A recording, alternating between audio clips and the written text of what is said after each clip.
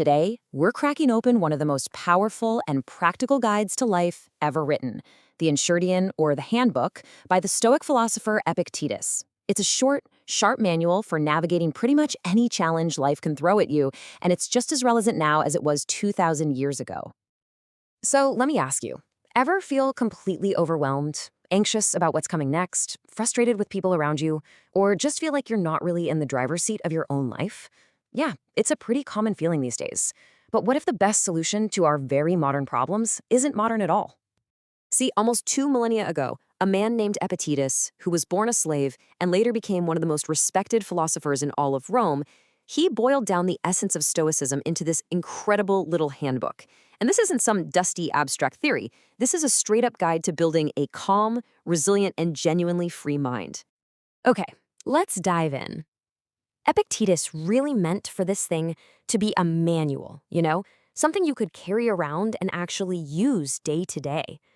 And its whole purpose is to fix one fundamental mistake we all make in how we see the world. And this right here, this is that fundamental mistake. Epictetus says it's not the traffic jam that makes you angry. It's not the critical comment from your boss that ruins your day. It's your opinion about those things. It's the story you tell yourself, that this is bad or awful. That's what's actually causing the pain. The problem isn't out there, it's in here. So if our own opinions are the real source of the trouble, how do we fix them? Well, Epictetus gives us one golden rule that everything else is built on. It's a super simple distinction, but honestly, it can change your entire life. He calls it the dichotomy of control. It's really just the constant, vigilant practice of asking yourself one question about everything you face. Is this thing that's worrying me actually mine to command, or is it outside of my power? And what's wild is just how brutally clear Epictetus is here. So what's in our power? Our opinions, our desires, our aversions, basically our entire inner world of judgment and choice.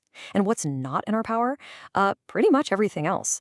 Your body can get sick, your property can be lost, your reputation is what other people think of you, and you for sure cannot control what other people do. And here's the payoff. And it's huge. If you can really train your mind to accept this split, to truly believe that your inner judgments are the only things that are truly yours, you become psychologically invincible. Think about it. No one can force you to believe something. No one can stop you from choosing how to respond. You achieve this incredible state of inner freedom. So the goal is actually dead simple. Stop wasting even 1 ounce of your mental and emotional energy on things you cannot control. Your whole job, your entire focus should just be on managing your inner world, your opinions, your choices, your actions. That is the only game in town you can actually win. Okay, theory is great, but how do you actually use this when you're in the heat of the moment, when you're actually angry or scared or frustrated? Let's walk through a practical, real-time exercise Epictetus gives us. So Epictetus uses this fantastic phrase, a harsh appearance. This is basically anything that hits you and triggers that immediate negative gut reaction. An insult, some bad news, you name it. Our instinct is to just get swept away by that first impression. And Epictetus says, hold on, don't do it. Just pause. And he lays out this incredible 4-step mental process. First, you challenge the feeling directly. You literally say to it, you are just an impression, not the reality. Second, you examine it using your rules, the main one being the dichotomy of control. Third, you ask that critical question, is this in my power or not? And if the answer is no, you move to the last liberating step. You calmly tell yourself, this does not concern me. And the real magic here is in creating that gap, that little bit of space between what happens and how you respond. In that moment of delay, you take back control of your own mind. You actually get to choose your response instead of just being a slave to your initial reaction. And this all comes back to that core idea of a radical responsibility. When things go wrong, the uninstructed person points fingers and blames everyone else. But the student of philosophy, they look inward. They blame themselves, not in a self-hating way, but by recognizing that their own opinion is the true source of their distress. So once you start thinking this way, how does it change how you deal with the really big stuff in life? With loss, with desire, with finding your place in the world. And look, Epictetus does not pull any punches. He goes straight for the hardest, most painful example you can imagine to test this philosophy, the death of a loved one. He knows exactly what our gut reaction is. Instinctively, we think in terms of possession. We say, I have lost my child, or I've lost my partner, as if they were something we owned that was taken from us. Epictetus argues that this very way of thinking is what causes so much of our suffering. Instead, he offers this totally radical and honestly very difficult reframe. Try saying, it has been restored. This implies that the people and things we love in our lives were never really ours to begin with. They're more like loans from the universe. We get to love them and care for them for a while, and then eventually they return to their source. It's a tough idea, but it can shift the focus from the pain of loss to gratitude for the time you had. He also uses this really beautiful analogy for desire. Imagine life is a banquet. When a dish comes around to you, it's fine to politely take a reasonable portion. But if it passes you by, don't lunge after it. And if it hasn't reached you yet, don't stare at it with longing. Just wait patiently for your turn.